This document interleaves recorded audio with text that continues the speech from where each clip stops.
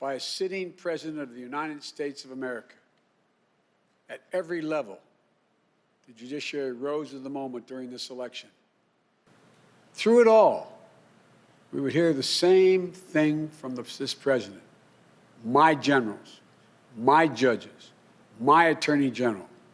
And then yesterday, a culmination of an attack on our institutions of democracy. This time, the Congress itself, inciting a mob to attack the Capitol, to threaten elected representatives of the people of this nation, and even the vice president, to stop the Congress from ratifying the will of the American people in a just completed free and fair election. Trying to use a mob to silence the voices of nearly 160 million Americans who summoned the courage in the face of a pandemic that threatened their health and their lives to cast that sacred ballot. She sent me a photo of military people in full military gear. She said, "Pop, this isn't fair. No one can tell me that if had been a group of Black Lives Matter protesting yesterday, they wouldn't have been treated very, very differently than the mob of thugs that stormed the Capitol."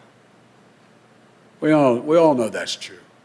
And it is unacceptable, totally unacceptable. The American people saw it in plain view. And I hope it sensitized them to what we have to do.